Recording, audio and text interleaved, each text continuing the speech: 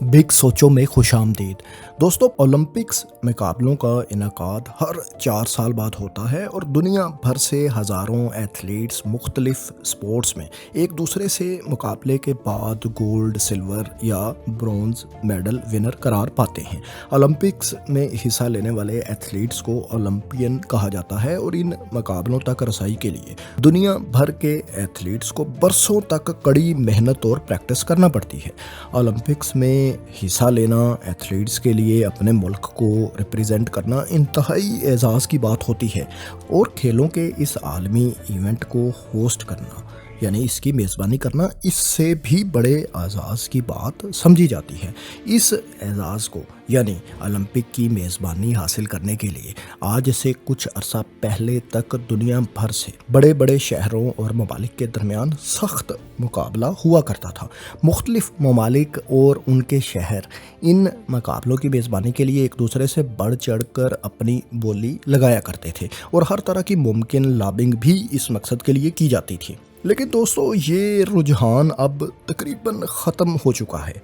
इसका अंदाज़ा आप यूँ लगाएं कि 2004 में एथेंस यूनान में मुनक्किद होने वाले ओलंपिक्स की मेज़बानी के लिए 11 शहरों ने अप्लाई किया था। 2008 के ओलंपिक्स के लिए 10, 2012 के ओलंपिक्स के लिए सिर्फ 9 शहरों ने बिडिंग प्रोसेस में हिस्सा लिया।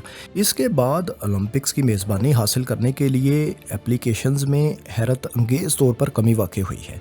2016 के ब्राज़ील में रियो डी जेनेरो में मुनक्किद होने वाले ओलंपिक्स की मेज़बानी के लिए IOC यानी इंटरनेशनल ओलंपिक्स कमेटी को सिर्फ 4 दरख्वास्तें मौसूल हुई थीं। 2020 के ओलंपिक्स के लिए ये दरख्वास्तें सिर्फ 3 थीं, जिनमें से ये एजाज़ जापान के शहर टोक्यो को मिल गया था। और फिर आते हैं हालिया 2024 के पेरिस ओलंपिक्स की जानिब, जिसके लिए इंटरनेशनल ओलंपिक्स कमेटी को सिर्फ 2 फाइनल बिड्स पेरिस और अमेरिका के शहर लॉस एंजलिस की तरफ से मौसूल हुई। इस ट्रेंड को देखते हुए आलमी ओलंपिक कमेटी ने भी एक दिलचस्प फैसला लेते हुए 2024 की होस्टिंग पेरिस को, जबकि 2028 की होस्टिंग दूसरे बिडर यानी लॉस एंजलिस को दे दी। होस्टिंग के लिए ओलंपिक्स की मेज़बानी के लिए शहरों की कम होती हुई दिलचस्पी की आखिर क्या वजह हो सकती है और ओलंपिक्स कमेटी इसके लिए क्या इक़दाम कर रही है, आइए हम इस बारे में जानते हैं।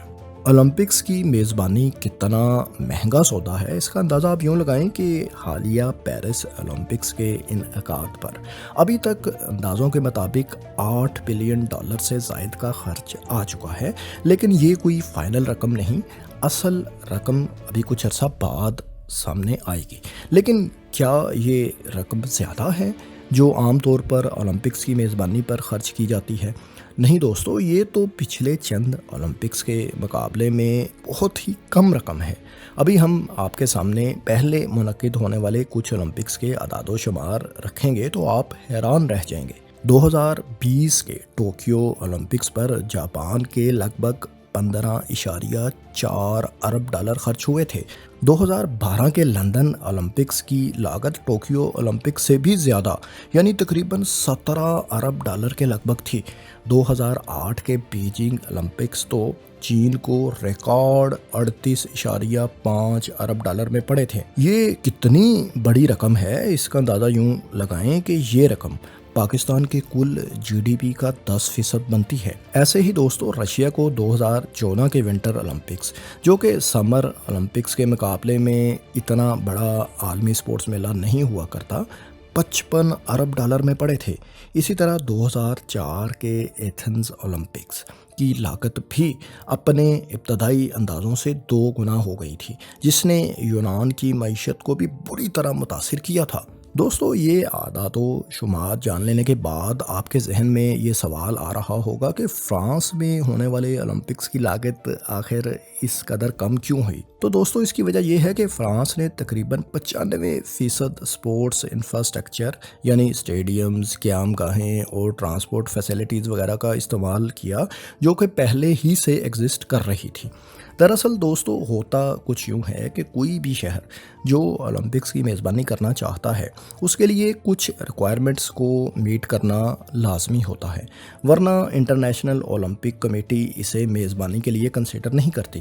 مثلا اولمپک کمیٹی کی طرف سے یہ شرط لازمی ہے کہ میزبان شہر میں کم از کم 40,000 تماشائیوں کی رہائش کے لیے ہوٹل رومز دستیاب ہونے چاہئیں۔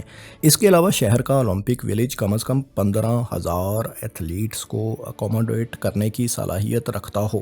علاوہ ازیں شہر کا انٹرنل اور ایکسٹرنل ٹرانسپورٹ سسٹم بھی عالمی معیار کا ہونا چاہیے، جو تماشائیوں کو شہر میں لانے اور مختلف وینیوز تک بغیر کسی رکاوٹ کے ترسیل کرنے کی صلاحیت بھی رکھتا ہو۔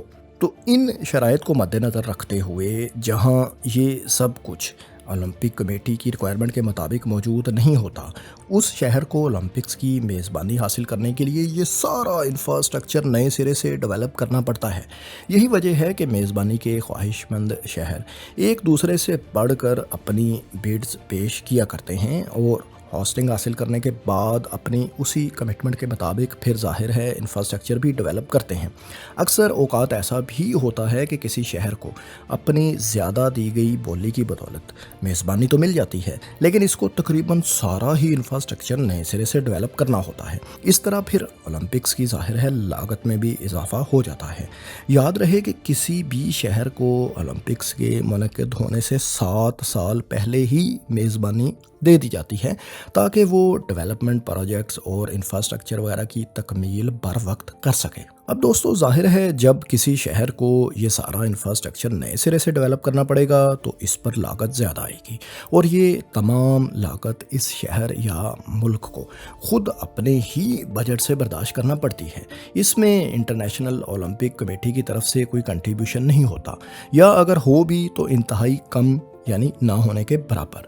سٹی ایڈمنسٹریشن ظاہر ہے اس ساری ڈیولپمنٹ پر آنے والی کاسٹ کو ٹیکس پیئرز کے پیسوں سے ہی مینج کرتی ہے، اگرچہ اس میں کچھ انفراسٹرکچر یعنی ریل روڈز وغیرہ بعد میں شہریوں کے بھی کام آتا رہتا ہے، لیکن ظاہر ہے ایک دفعہ تو یہ سارا کا سارا معاشی بوجھ اس ملک کے ٹیکس پیئرز پر ہی پڑتا ہے، جسے حالیہ چند سالوں میں شہری اٹھانے کے لیے تیار نظر نہیں آتے، اور اولمپکس کی میزبانی کے لیے یہی وجہ ہے کہ اب دلچسپی کم ہوتی چلی جا رہی ہے۔ انفراسٹرکچر کی ڈیولپمنٹ کے علاوہ اولمپکس کے ایونٹ کے دوران سیکیورٹی بھی میزبان شہر ہی کے ذمہ ہوتی ہے، اور حالیہ برسوں میں سیکیورٹی کی مد میں بھی بہت بڑی لاگت شہروں کو برداشت کرنا پڑتی ہے۔ بڑھتی ہوئی لاگت کے خطرے کے باعث ہی 2024 کے اولمپکس کی ابتدائی بڈ سے ہی امریکن شہر بوسٹن اور ہنگیرین کیپٹل بوڈاپسٹ اور چند دوسرے شہر اس کی بولی سے دستبردار ہو گئے تھے۔ بوسٹن کے میئر نے یہ عذر پیش کیا کہ میزبانی کے لیے انہیں زیادہ پبلک سپورٹ نہیں مل رہی، وہ اپنے شہریوں کو پروٹیکٹ کیے بغیر ایسی کوئی فائنینشیل کمٹمنٹ نہیں کر سکتے۔ بالکل ایسے ہی 2017 میں 2.5 لاکھ ہنگیرین شہریوں نے ایک پٹیشن سائن کی جس میں شہر کی ایڈمنسٹریشن سے اس بات کا مطالبہ کیا گیا کہ بوڈاپسٹ 2024 اولمپکس کی میزبانی کے لیے اپنی درخواست سے دستبردار ہو جائے اور ٹیکس پیئرز کی تمام رقم کو ہاسپٹلز اور اسکولوں وغیرہ کی بہتری پر خرچ کیا جائے جو کہ اولمپکس پر خرچ ہونی ہے۔ اس پٹیشن کے بعد بوڈاپسٹ بھی 2024 کے اولمپکس کی میزبانی کی دوڑ سے باہر ہو گیا تھا۔